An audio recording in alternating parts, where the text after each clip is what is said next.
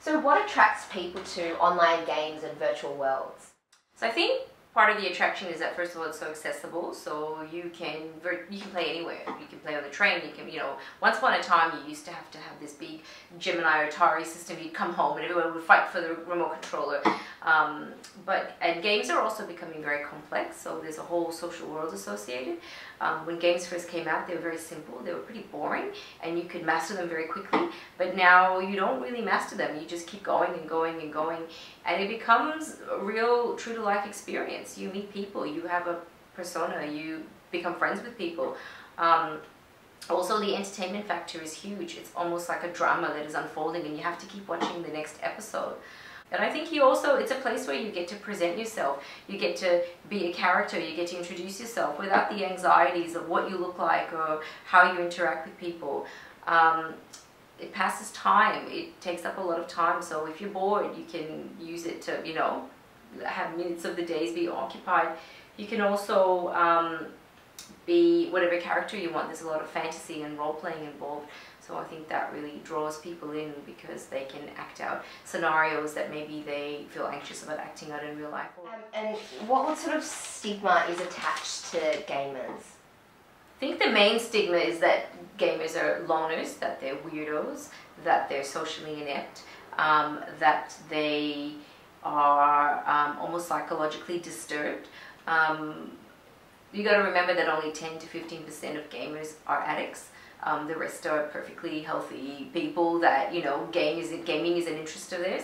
But I think that 10 to 15% are the ones that we hear about and see about in the media. And it's typical when we see those reports that we then think that is the whole group of gamers. And what are some of the common characteristics of people who may be attracted to virtual worlds and online games? Well, just in terms of gender, we know that 60% are males and 40% are females. So females are definitely on the rise. The average age is 35. So it's not just preteens and teens like a lot of people think. But what really attracts people, I think, is there's a thrill-seeking aspect to it. Your brain actually has a reaction, like an adrenaline type reaction. Your pleasure center gets activated, so it's very enjoyable. Also, it's competitive, so if you've got that competitive streak, but you can't play a sport or time to commit to a sport, you can game. But also, if you're easily bored, gaming gives you something to do. And if you've got poor social skills, gaming is excellent because you're actually hooked up with a whole community of people. How do we know when someone might be addicted to online games? Yep. I think the signs and symptoms are going to be very similar to all behavioral addiction, so gambling, food addiction. What you're going to see is someone who's very preoccupied, so that's what they want to do all the time. They're going to have urges constantly to want to get online.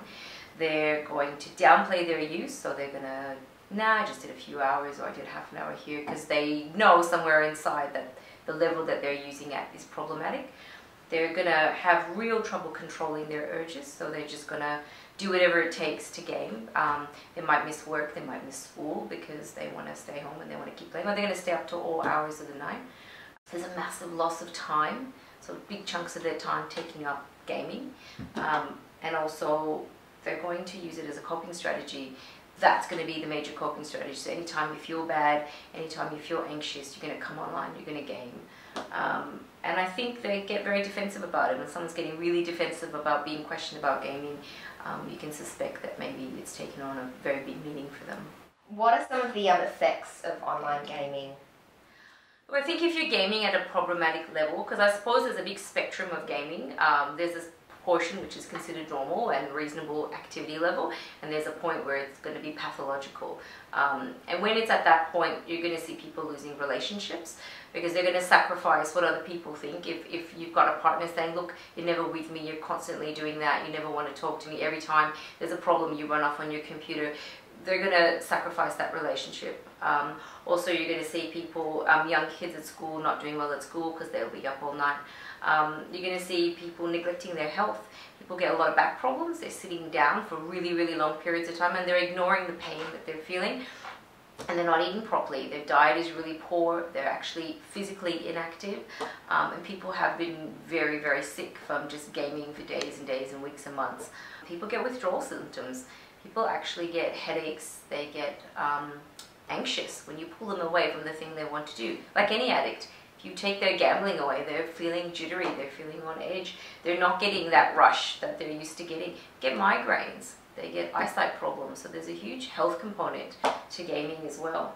Do you have any tips to help our friends who we may suspect could be addicted to online gaming? Yeah.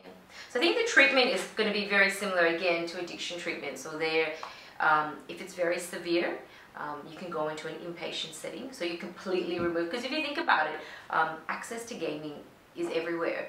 It's not like if you were using a substance, you actually have to go out, purchase that substance and have it. Where access to laptops, you know, mobile phones, they're everywhere. So some people would prefer to go to an inpatient where they actually cannot access anything, and they're in an inpatient facility and they attend groups as a way of starting their treatment. Also, there's support groups, just like AA is for alcoholics, there's a support group for gamers. You can see a psychologist and have ongoing what's called cognitive behavior therapy, which is the kind of therapy they use for gamblers and other kinds of addictions. And you can also, I think they've talked about like environmental therapy where you go off into wilderness, because gamers are very much in this virtual world. They're not actually living in the external world. They slowly slip away into that, and they're not used to actually just being at one, like around, looking, chatting, interacting. And so that, especially for young kids, that they go on a camp and they actually just spend weeks in the wilderness, and you have like treatment programs set up for groups and things like that. And I think medication can have a role if there's other mental illness that's coming, like depression or anxiety, that needs to get managed as well.